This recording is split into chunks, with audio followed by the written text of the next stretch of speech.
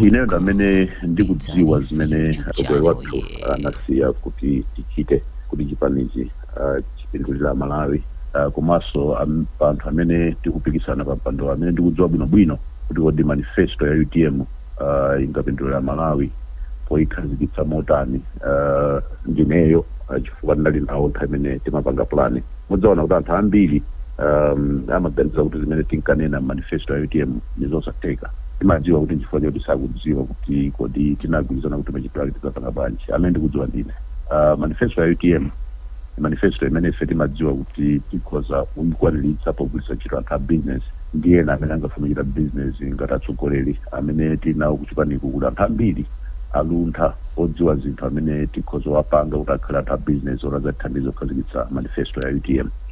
Amene ndikudziwa zimenezo bwinobwino pa anthu amene tikupikisana aja ndineyo. Komanso ngati pali munthu amene amazindikira kufunikira kochithandiza chipani ndi zinthu komanso upangiri kuti chipani chipite patsogolo pa anthu onse amene tikupikisana pa mpando uja ndineyo. Ndi chifukwa chake akuyenera anthu amenewa kuti aonetsetse kuti mtsogoleri amene angamuvotere pa 17 November ndineyo. Komanso inu ngati mtolangani ndikudziwa kuti mumadziwa ineyo kuti uchokera zaka zambuyo ndili ndi zimene ndingalozere anthu zimene ndachita mu Malawi nsooneka komanso kwa anthu. Ine ndine munthu wa business amene namba business kalekale 1989 ndawang'ono. Ndikudziwa kuti kodi anthu angasinthe miyoyo yawo motani.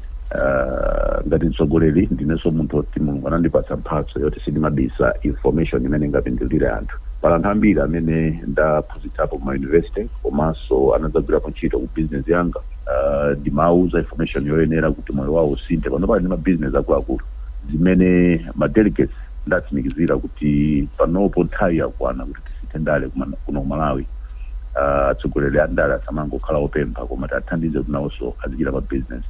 Komanso ndauza atsogoleri andale kuti nawonso akhale mtima ozindikira kuti akuyenera kuthandiza anthu ena iwo akamachita bwino kuti anthu enawo asachite bwino. Target ina ya anthu amene kuti ayambe nawonso kumachita nawo za malonda ndi mafumu.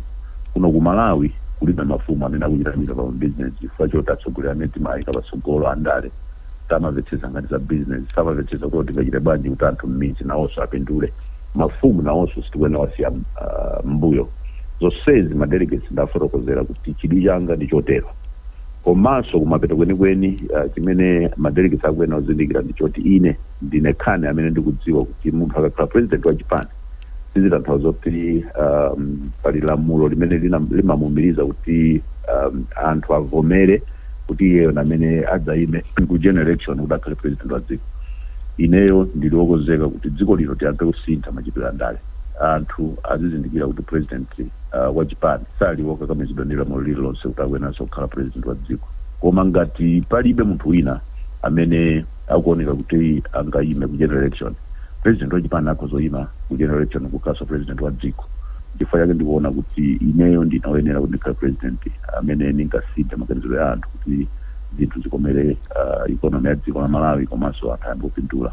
Posachedwa taona mukusayina mgwirizano ndi anthu ena amene akupikisana nawo pa udindo ngati wanu kuti muzavomereza zotsatira za zisankho komanso muzagwira ntchito ndi amene atazapambane. Zitati zachitika kuti mwina sizinayende kumbali yanu, inu mwakonzeka kuzagwira ntchito ndi amene atazapambane?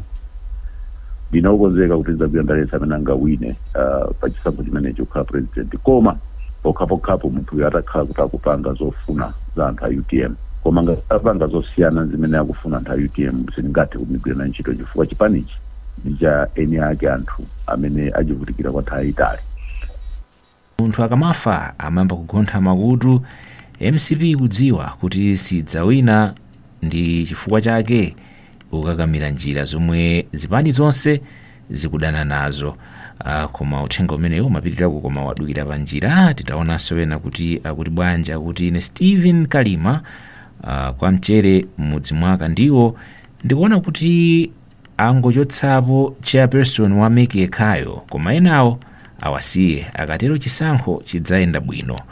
Kutero ndithu amenewa palinso uthenga wina apa kuti hi Mija Mtalimanja sangadule pansi udindo chifukwa chitsogozo akuchitenga kumtundaku, ndiyetu adziwe kuti Malawi akakwiya samabwerera mbuyo.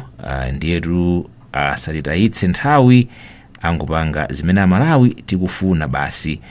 Fredson adanitsa kwa Manase ku Blantyre kutitumiziranso uthenga umenewo. Ndipo nkhani yathu yaikulu mpulogalamuyi, zipande zikuluzikulu zotsutsa zati zakonzeka kuchita zionetsero mmawa uno pofuna kukakamiza wapampando wa bungwe la chisankho la MEC Annabel Mtalimanja kuti atule pansi udindo umenenso malipoti akuti iye ndi mwana wa Malemu John Tembo, yemwe anali mtsogoleri wa chipani cha MCP.